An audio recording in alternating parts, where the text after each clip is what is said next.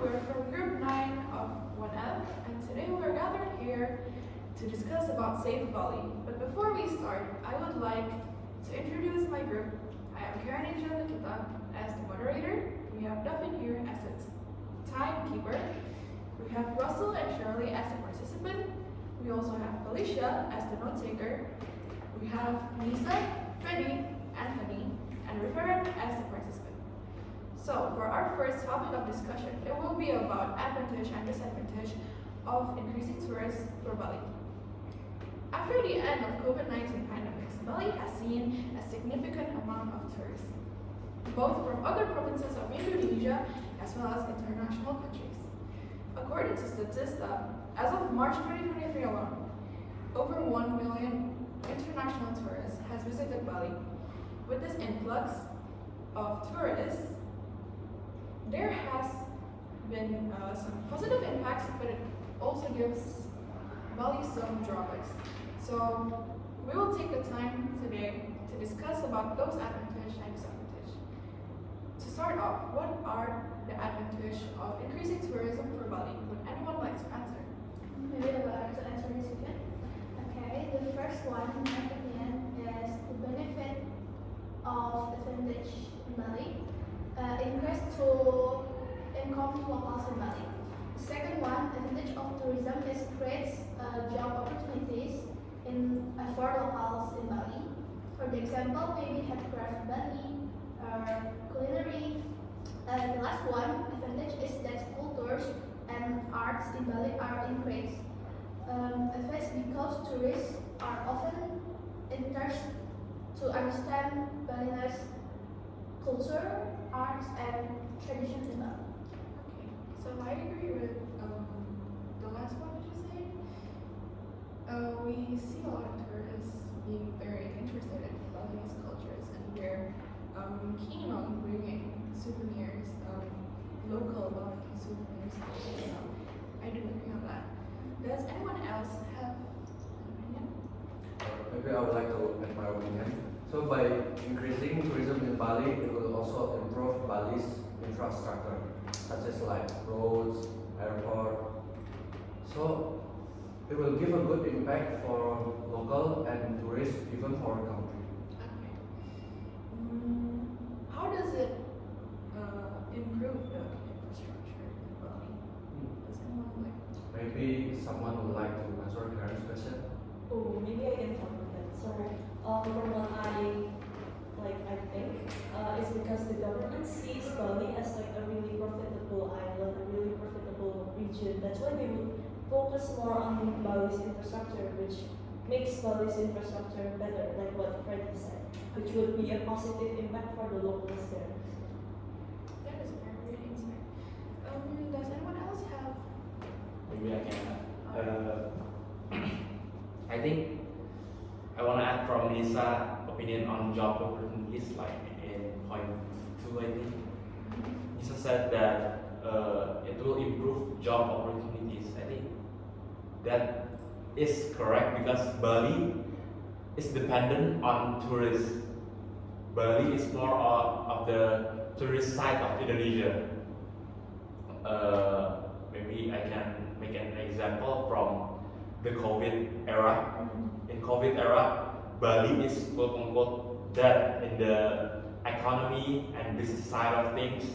Because of that, I think Bali in increasing of tourists, Bali is on the good side of things. Bali is better, have more in advantage. Yeah, I think we could see from the pandemic side, Devin has mentioned, most of their income, it comes from tourism as one of their Main source. main source of income. Okay. Okay, so let's move on to the second. What are the disadvantages of increasing tourism in Bali? Maybe I can add. So, in my opinion, there are some disadvantages that many people are not aware of. So, the first one is environmental damage, where the impact to local ecosystems can be underestimated if visitors or tourists are not conscious about the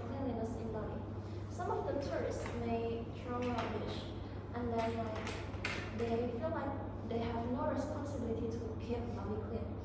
And then the second one is Balinese culture that may be lost or forgotten. So because there are a lot of tourists there, they might introduce their own culture that can attract younger generation of Balinese more than their own culture. And the third one is increase in prices.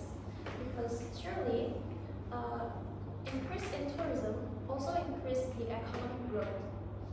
And that also impact the demand of goods and services. So the locals may find out that it is difficult to afford their necessities such as housing, food, or maybe healthcare. Those are some very great points. Would anyone like to give their opinion or comment? Maybe I would like to add. So by increasing tourism also can make social inequality for Bali, because increased tourism not always give economic benefit. So this thing can lead to social inequality in the area. That is a very interesting insight, actually. Would anyone like to give their opinion on that? Anyone? No? Okay. So I agree with what you guys said, actually, especially with the environmental damage.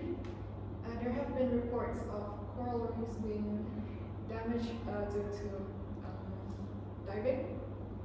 And as we can see from globalization, actually, the culture in Indonesia has been less appreciated by the youngsters due to foreign cultures being exposed here.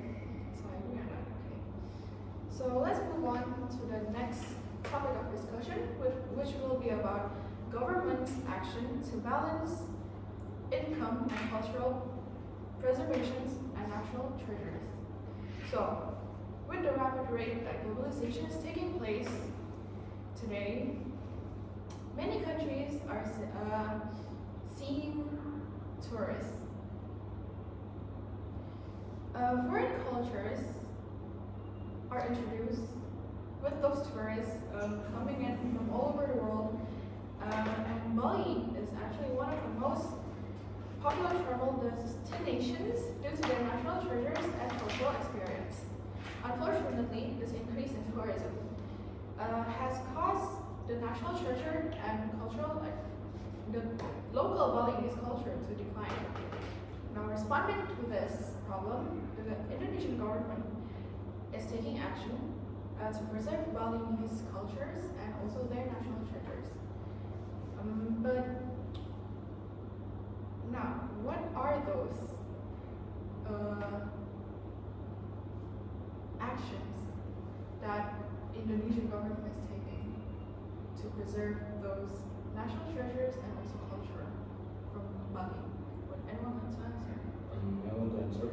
From what I know, the government has done some preservation programs and cultural events like traditional cultural events and festival to celebrate Balinese heritage. For example, Bali Cultural World Celebration. These programs are to promote and protect Bali's traditional arts, dance, music, and ritual. And not only that, government has done to zoning regulations to control the development of tourism-related infrastructure. This helps in preserving the natural beauty of the island and maintaining the character of local community. Okay, so there are actually some regulations made by government to preserve culture in Bali and also their national treasures. Does anyone else have opinion on that? I would like to add Anthony's statement for the regulation that the government made to preserve Balinese culture is temple and sacred sites. Special attention was given to protecting temples and other sacred sites. The visitors is required to follow strict guidelines when visiting those places, such as wearing appropriate clothes. The next one is ecotourism initiatives. Efforts were made to promote ecotourism and sustainable tourism practices. This was aimed to reduce the negative environmental and cultural impacts of mass tourism. I want to add, I think, for Tony's answer. I think in the government side, what Tony said, like in producing more culture Program. events. If the government made some events, from that events, I think I very appreciate the program because I think it is working effectively from what I see in the tourist destination. There are more like kacak dance like that. I think it is very effective overall. So the efforts made by the government is effective in preserving the cultures, Yeah. especially the culture and the environmental aspects of Bali. Okay, let's move on. Do you think is the government's role important in preserving Bali's culture and also their national treasures? Would anyone like to answer? Maybe I would like to answer that question about the importance of government and regulation and actions to preserving cultures and natural treasures in Bali life. As we can hear from the Anthony said about the zoning regulations and the program implemented to preserving culture and also the Russell opinion about the temples and ecotourism initiative is a really important thing to do, like to preserving cultures and natural treasures in Bali. Because government has the most powerful people in our country, so it's really important to them to make the action and the regulations. And also, I was thinking the regulations and the action is not enough. Like it's not effective yet because of the effectiveness of the implementation. It's not enough.